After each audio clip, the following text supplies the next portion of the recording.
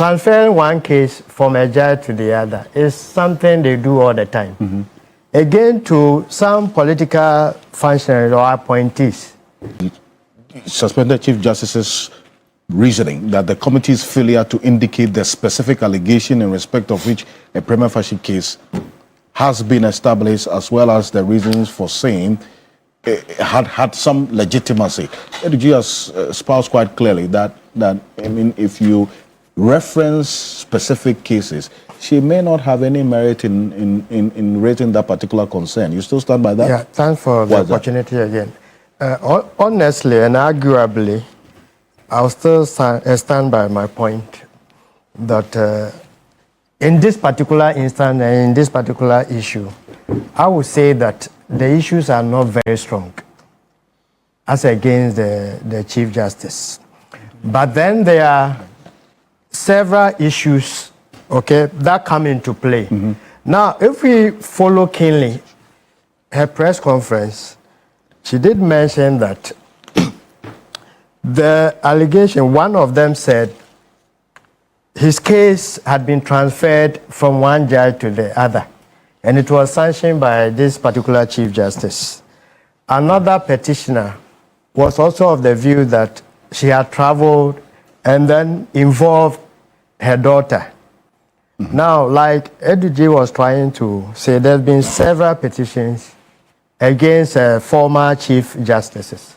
But in all the instances, when the issues came up, the court itself was able to either cover up or at least rescue the Chief Justice at the time. Now, in analyzing this particular instance, like I've said, really, it shouldn't have been an issue. But that if you do the analysis properly, it comes to the fore that there are some debilitating issues or some factors that have accumulated over the period and then has resulted in this. Now, like I have rightly mentioned, transferring one case from a judge to the other is something they do all the time. Again, to some political functionaries or appointees are able to travel with some family members and so on and so forth. And I said, even that should have been the main issue. But then, looking at the amount involved, they mentioned $14,000. And then this lady spent around $4,000. Are you not doing a merit review of the petition? No.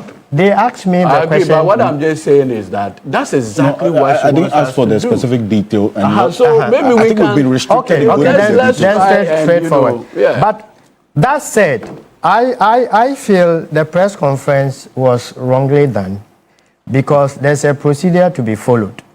And then you go past the procedure and you come out with your side of the issue. So technically, you are telling the public and the entire world that this is your version. And if the committee comes to say anything contrary to yours, then it means there's an injustice somewhere. In siding with my brother, he mentioned that Martin. Yes, Martin. He mentioned that at least they should have afforded her the opportunity to defend herself. Going by the 1992 Constitution, that's Article 19. It talks about fair trial. It gives some conditionalities and some provisions where one can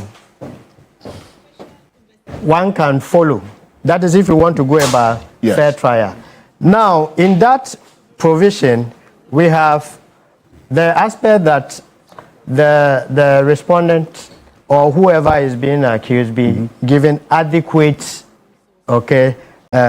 resources to enable the person to defend herself. Maybe in her case, she feels that the particulars or the charges should have been given her to enable her. These are some of the challenges and the loopholes that the Constitution is frowns upon.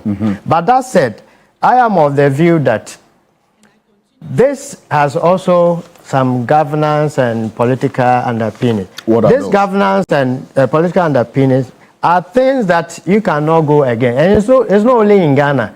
Everywhere in the world, things of this nature come up. particularly so when you have transition or new governments.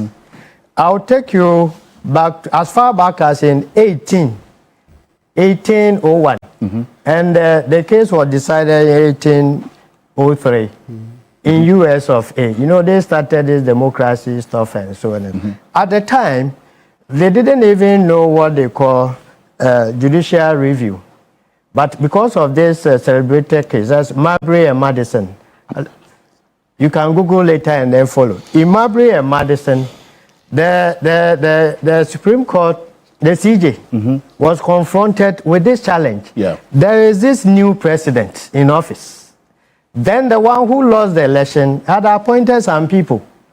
Some were able to be endorsed, so they could go ahead in working. But then there were some left that were not given the approval. Now there's a new president, a new government in place. And this Marbury guy wanted the court to compel, because the new government was not forthcoming. They didn't want to approve him. So he went to court challenging the posturing of the new government. And then said, Supreme Court, can you please compel this government or official to either to approve the appointment made by the previous government. Now here was a Chief Justice who was appointed by the previous president. The incoming president is also a relative somewhere. Now he was in the middle. Am I to please my my former, you see, president who appointed me? Or I should please a family member? Yeah. Now he sees the occasion, whether by being biased or the family member or what. Otherwise. Then he said no. What I will do is that there are three issues here. Does the person have the right to come before us? Yes, I will rule in his favor that he has the right. Now, the process is seeking to ignite.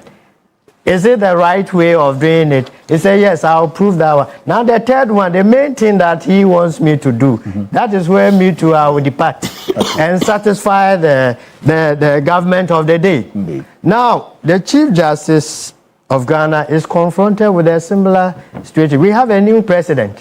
You were appointed by a previous one. But in my analysis, where I find the difficulty and why all this brouhaha, if you are unable to trace the history, we'll be doing all ourselves a serious disservice.